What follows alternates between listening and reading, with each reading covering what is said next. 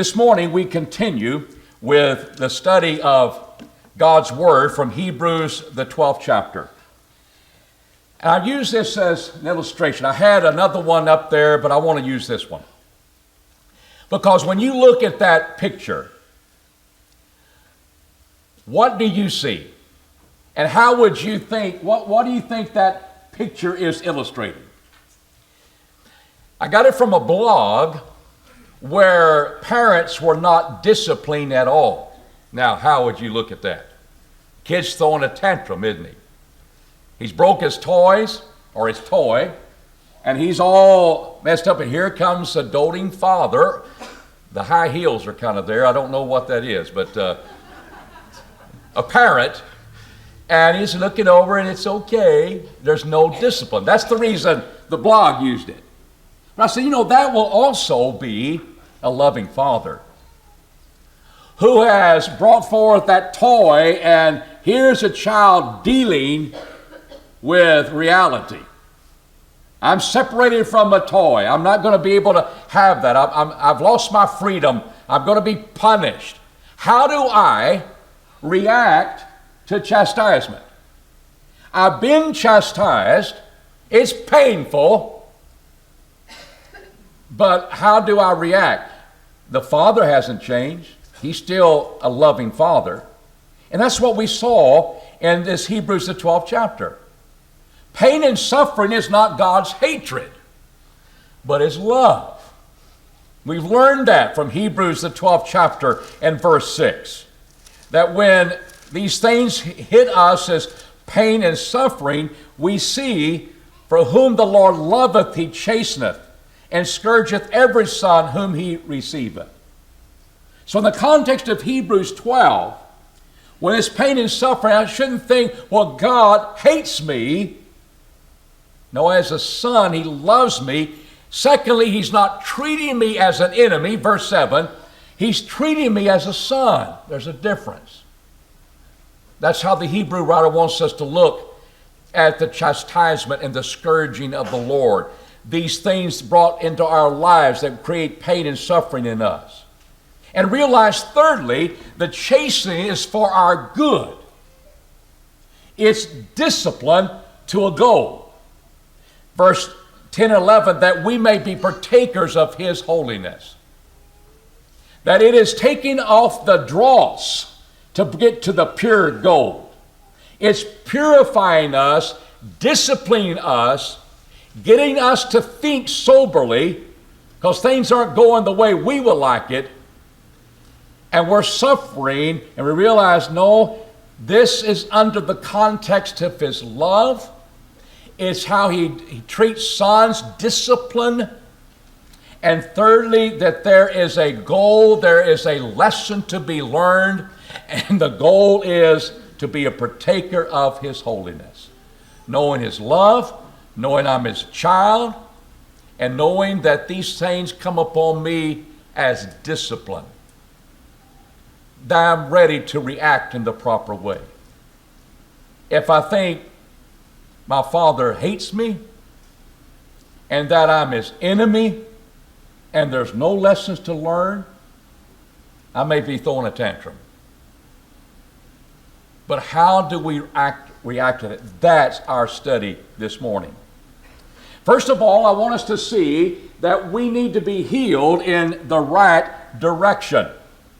And notice what he says here in verse 12.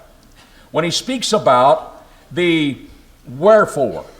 He says, wherefore, lift up the hands that hang down, and the palsied knees, and make straight paths for your feet, that which is lame be not turned out of the way, but rather be healed. What happens when you're chastised? Your hands drop. You weaken your knees. Why should I go forward any longer? God, look what you've allowed to happen to me. No, we realize this is a time for healing. It is a time where we need to be involved in realizing here's a chastisement of a loving Father. There's discipline. Yes, I'm weary, but I need to lift up hands. these palsied knees and need to make them stronger. And it also involves not only ourselves doing this, but maybe the encouragement to those who've been through difficult times. We are helping them get stronger as they have endured the chastisement of the Lord. But we're also disciplining ourselves. It's time to heal in the right way. What is the right way? The right way is in accordance with God's holiness. That's the right way. It's not, well, I'm going to learn lessons from this and not to trust God any longer. When things happen to me, it's bad because I'm his enemy. No, we're thinking, no, I'm his son, I'm his child, and here's the discipline or the correction, and I need to heal the right way. The straight paths for a leg to heal so it doesn't be out of the way. When you break a bone in your arm, and the doctor set it straight, that's proper healing. I remember years ago that Kathy's uncle, when he was still alive, he was invited to our house for Thanksgiving. He'd been talking to me a long time about his shoulder giving him a problem. He was going to go to the doctor about it. Well, Thanksgiving came along, and when I passed him that big old bowl of mashed potatoes and he reached for it, his shoulder was kind of weird the way he went after it. He couldn't lift his arm very high. He couldn't hold that big bowl of mashed potatoes. And I felt bad for it.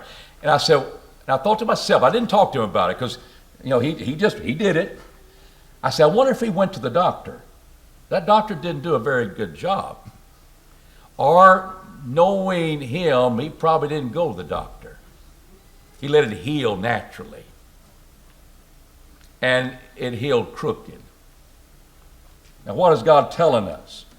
We're to be involved in encouraging others. There's an idea we're going to make our path straight for that lame leg to heal in the right direction, and it will be proper healing. That's what he's saying. He takes this verse, verses 12 through 13, from Isaiah, the 35th chapter, and verse 3. And here's where the encouragement from others comes in. That's where we see other people going through this. We are to encourage them as we are going to be disciplining ourselves when we experience this. But he says in chapter 35 and verse 3, strengthen ye the weak hands and confirm the feeble knees. Say to them that are fearful heart, be strong, fear not. Behold, your God will come with vengeance, and with the recompense of God, he will come and save you.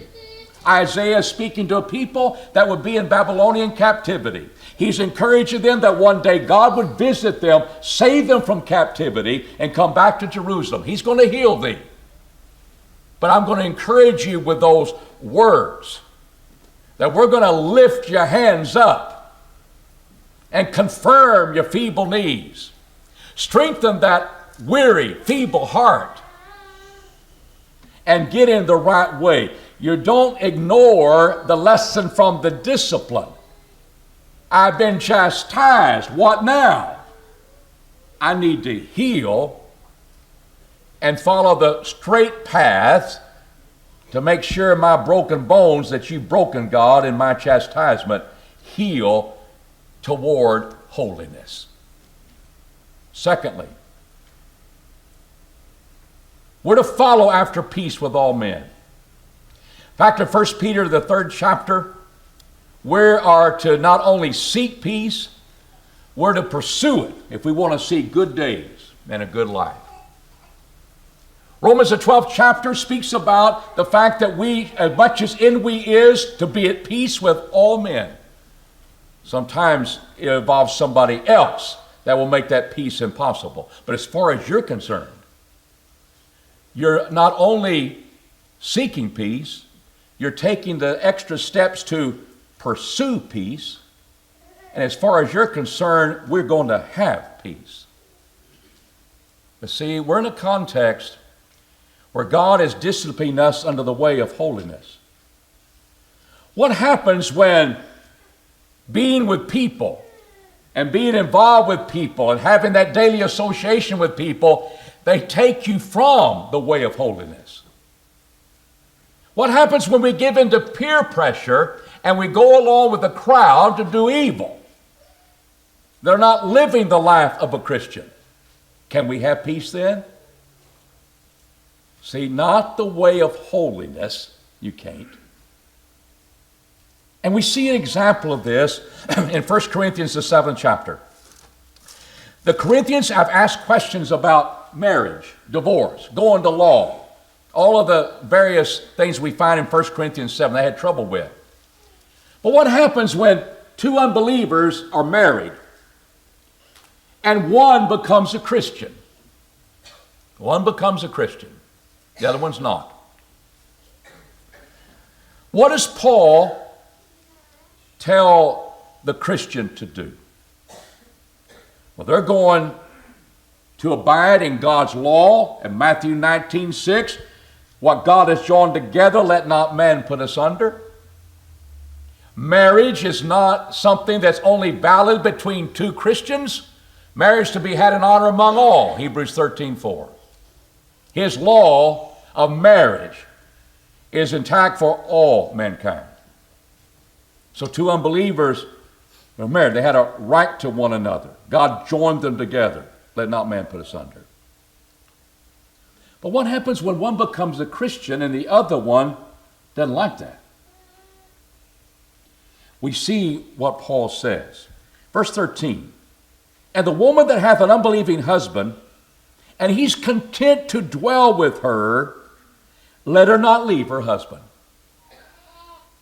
You're not going to divorce, and that's because I am a Christian. For the unbelieving husband is sanctified in the wife. That doesn't mean that husband is sanctified in the Lord because of his sanctified wife. He's living in an atmosphere that is depicting holiness. He's benefiting from that. Just like the unbelieving wife would benefit from the husband. Is sanctified in the wife, and the unbelieving wife is sanctified in the brother. Else were your children unclean, but now are they holy. They're clean, even though one's a Christian and one's not. Had nothing to do with them. It says, yet if the unbelieving departeth, he's leaving because he wants no part of Christianity. Let him depart. The brother or the sister is not under bondage in such cases. He's not under servitude to the unbelieving husband. Doesn't mean the bond, marriage bond, is dissolved. It means you let him go. Because what's the alternative? Alternative is that I'm going to be being taken away from the Lord. If he doesn't want to be married to me because of the Christian life and what that's involved,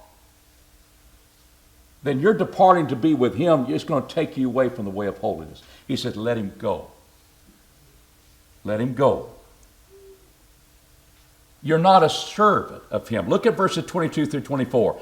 For he was called the Lord being a bondservant is the Lord's freedman. Likewise, he that was called being free is Christ's bondservant. It's talking about slaves and freedmen in the flesh. But this. You were bought with a price, become not bondservants of men. You're not in bondage to the unbeliever. Even something that's so close in marriage relationship. I want to have peace in my family.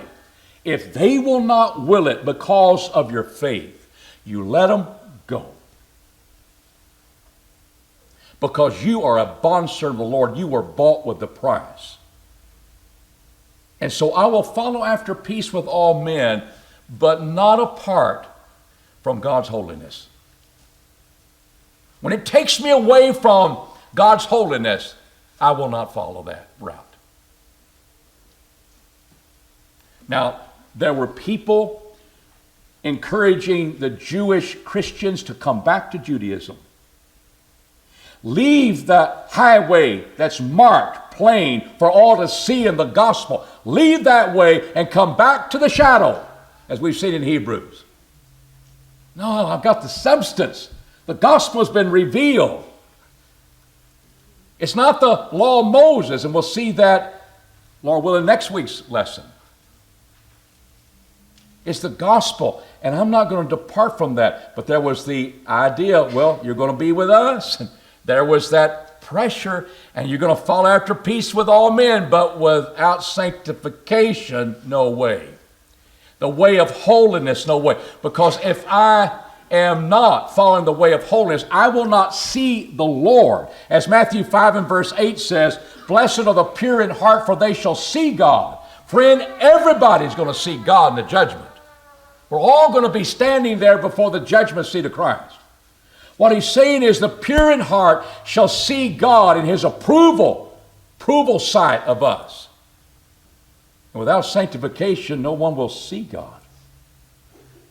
We're not going to be in that approving relationship with him. And so when I'm chastised, and when I have the choice of, well, I'm going to follow after men, especially since I've been living as a Christian and it has brought me so much pain, I think I'll go along with the crowd. No, you've been chastened, what now? I'm going to heal in the right direction. I'm going to make that path straight for my out-of-way foot. It's going to heal correctly in the way of holiness. But I'm also going to never leave the way of holiness just to have peace with somebody else. Thirdly,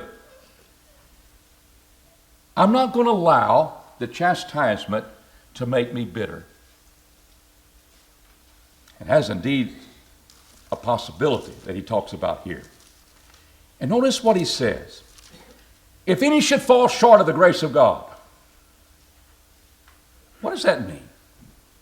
Well, I can see that meaning I've fallen short of the grace of God. I'm not really saved.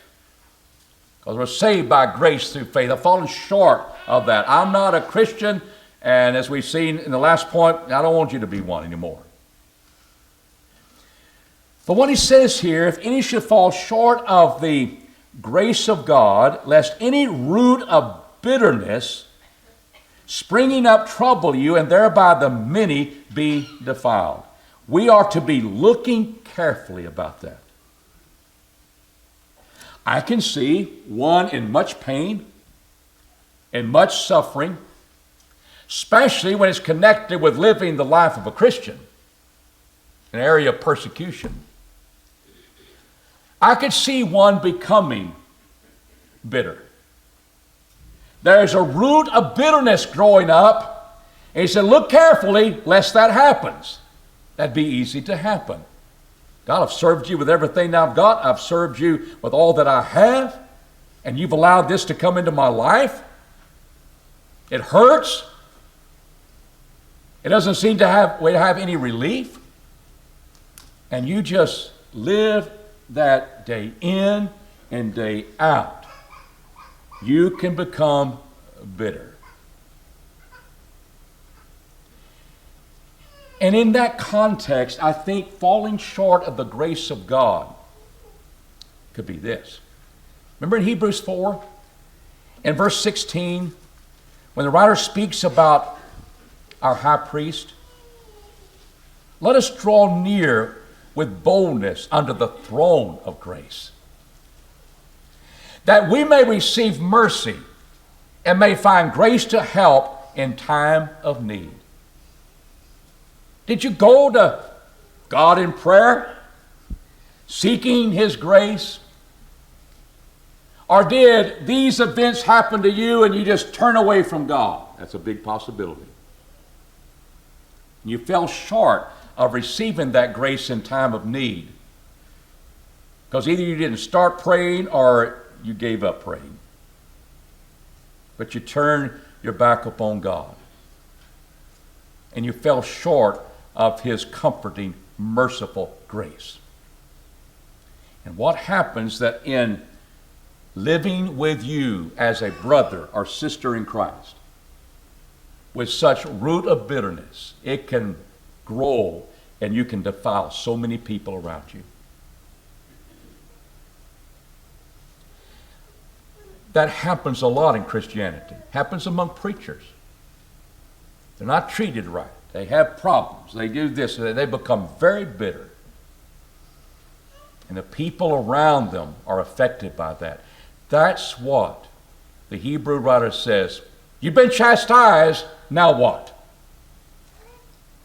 Look carefully to make sure that that root of bitterness doesn't rise up in your relationship with others.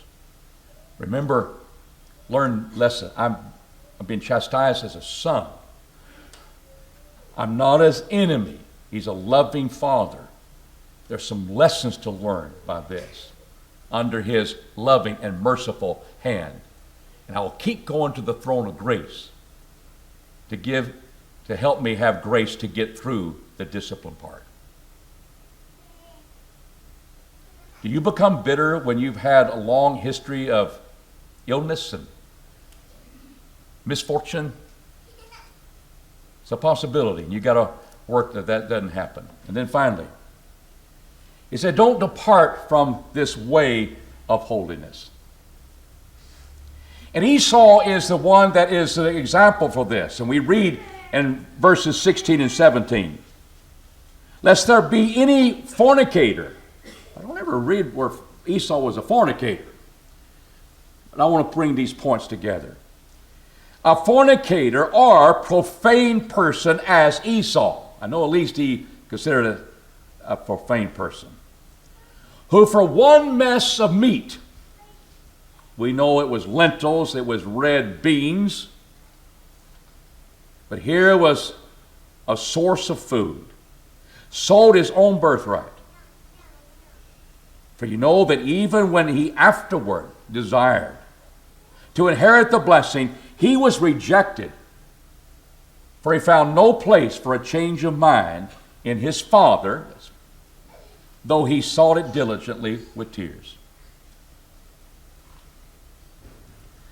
In times of chastisement, we may begin to see, is this so valuable being a Christian? And look at the world around me. They don't seem to hurt like I'm hurting. They don't seem to have the problems I'm having. They're not being persecuted as the Christian is persecuted. And so the tendency is to be like these guys, Esau. I want to begin with the fornicator. And there is the fleshly mind being talked about. I don't want to turn back to that. What is that fleshly mind? Galatians 5:19 says the work of the flesh is fornication, lists others, adultery and so forth. Anger, all those things. That's the work of the flesh. That's not talking about your body as flesh and blood, but it's that mindset. And we see this in Romans the 8th chapter. Turn there with me. In Romans 8 and verses 5 through 9, we see that now we're in Christ. We have the mind of the Spirit, not the mind of the flesh. It says, for they that are after the flesh mind the things that are of the flesh, but they that are after the Spirit, the things of the Spirit. For the mind of the flesh is death, but the mind of the Spirit is life and peace. Because the mind of the flesh is enmity against God. It is not subject to the law of God, neither indeed can it be. For they that are in the flesh cannot please God. But here you're not in the flesh, and the Spirit of God dwelleth in you. So you can have the mind of the Spirit and the mind of the flesh. The mind of the flesh says, I'm not going to submit to God's law. I'm going to be contrary to God. I'm going to do what I want to do. Sexual relationships reserved for marriage, I think I will commit fornication. I'll go outside of that.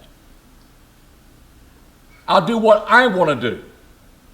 It's not subject to the law of God, neither indeed can it be when you're thinking in terms of the flesh.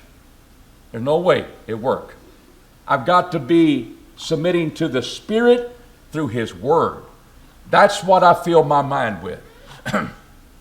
So here is he mentioned the term fornicators. Idea of a fornicator. Don't be like that person. They are totally giving in to the lust of their flesh because their mindset is not in tune with God. That's the problem. It starts with the mind, but it comes out as a fornicator. And please note this. I'm not a fornicator.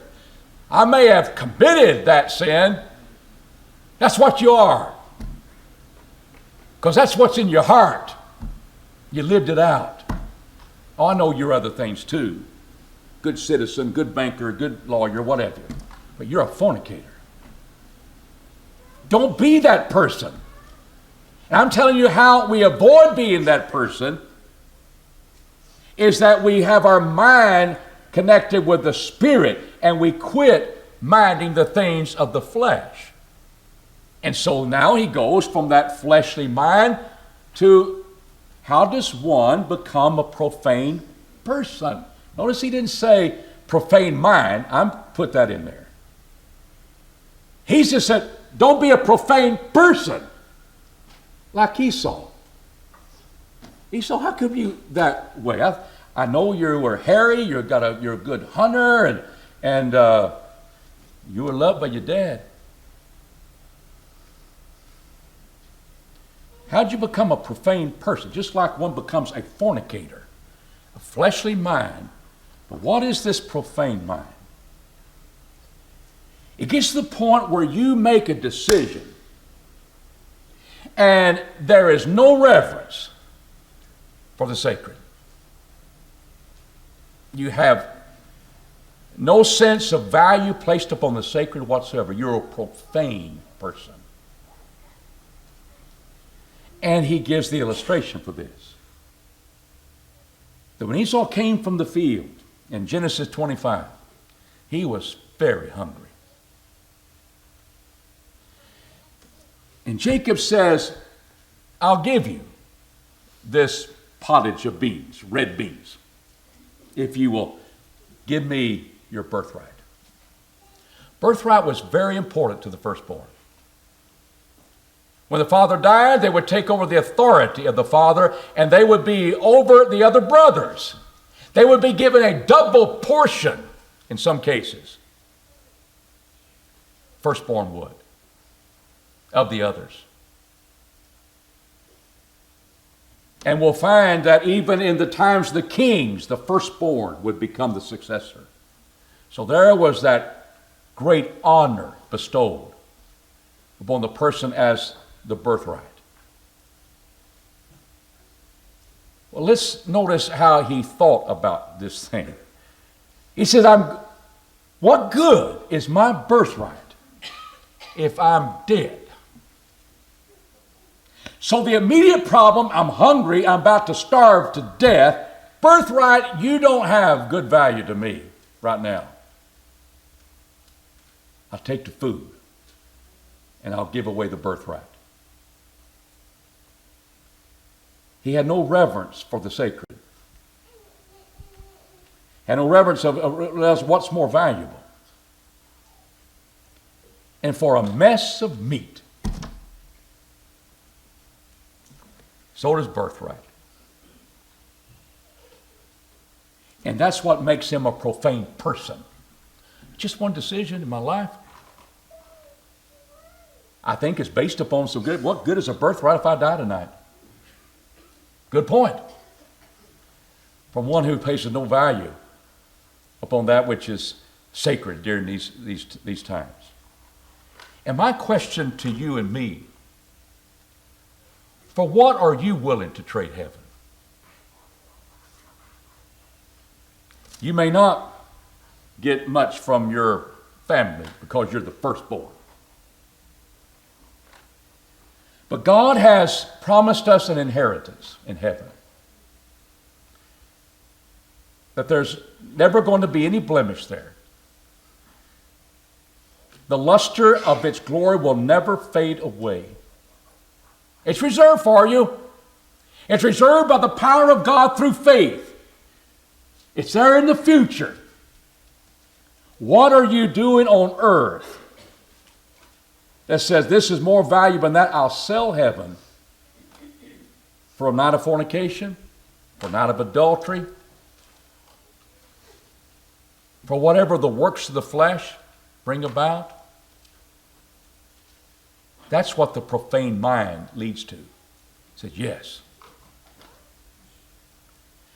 And what he's saying, in times when you've been chastened, when it hurts, you never depart from the way of holiness and say, God, I've been serving you. I give up. I'm going to live according to the flesh. And heaven doesn't mean of any value to me any longer. That's what he's warning against. And ladies and gentlemen, you and I can be there in just a moment if we're not careful. What is a whole life of serving God? What does it lead to now? All of this pain and suffering? What good is heaven when I can only see it through the eyes of faith, and all of my eyes of faith are being blurred by pain and suffering? I give up, God.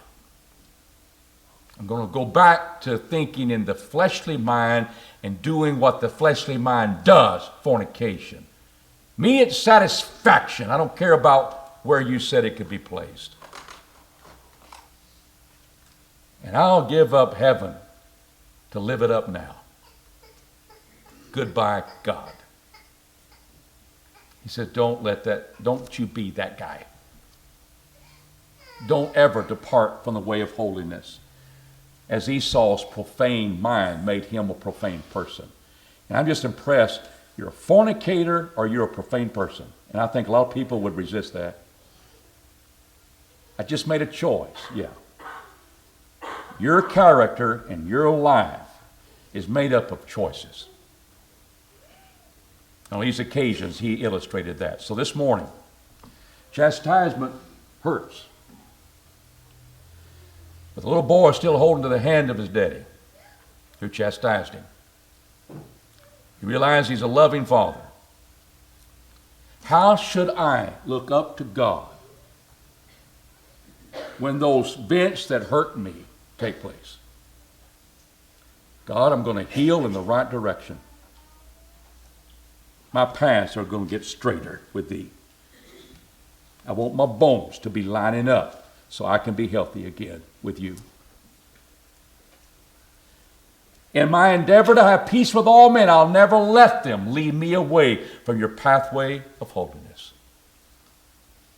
Because I realize, God, that I will never see thee in an approving way if I don't be a partaker of your holiness and live a sanctified life. I want that more than anything. Much as in me is, I'll be at peace, but never at the price of departing your way of holiness. And God, help me. When things have turned sour upon me and all the things upon me, help me never to be bitter about my circumstances. That my words and my actions and my attitude, as it comes through how I live, will lead others away from God and defile them as I'm defiled in my attitude. Because it can happen, especially when you've experienced the pain of chastisement. And fourthly, do not leave the way of holiness, become profane. Heaven is worth it all. There's not anything that you can acquire. You can gain the whole world. And if you lose your soul, you haven't profited a thing. And after you sold your soul, this is what he sold. He sold his birthright, and he went to his father. And he pleaded with tears that his father would change his mind. And he found no repentance with his father. He'd already given his word. He'd already given that birthright to another. What are you going to do when you stand and you're manifest before God, and you stand at the judgment seat of Christ? What are you going to say? What excuses are you going to give for not walking in the way of holiness, for not becoming a Christian, not becoming a child of God? Could it be that you knew heaven was there because of your fleshly mind, and you realize there's no value, I don't reverence the sacred, that you lived your whole life serving the flesh, and living that way, that's a profane person. I don't want to be that person. I don't care how much I'm chastised. I will not leave the way of holiness and distort my value of heaven. And that can happen sometime. Hebrews 12, verses 12 through 17 were not just injected just for us to study. It came in a context. Wherefore, lift up your hands that are drooping down. Why? Because I've been chastised. And all of these things will follow. That I'm not going to follow after men. I'm not going to become bitter. I'm not going to leave the way of holiness, because I'm going to value heaven and realize it has great value in my life. And I will keep being faithful to God, because he'll keep being faithful to me. And one day heaven will be your own home in eternity. We're going to study this evening about where do we find joy. And it's a good one on the heels of this lesson. Hope you'll be back for that occasion. Right now, if you're outside of Jesus Christ, I hope you realize that even as a Christian, suffering will come your way. He that lives godly will suffer persecution, Paul told Timothy. That will happen, one form or another. And when God allows these things to come upon us, we realize it's part of discipline. I'm going to keep my mind straight, my mind on the way of God, and I will work through these things. I'll learn wonderful lessons. I'll become strengthened in my character. I'll become a blessing for others, realizing that heaven is what we're all striving for. That's the life of a Christian. And there's not anything that will happen to you in your life that you can't overcome as a child of God. But there are a lot of things that happen to people that cause them to become bitter and even become unfaithful. Become a Christian and then grow to be a strong Christian in the Lord, as the Hebrew writer is trying to get a church who has become negligent, who has become slothful, who become kind of off in their thinking, to get right in the way of holiness. And heaven will be your home. I trust that you'll become a Christian as we stand and as we sing. Please come.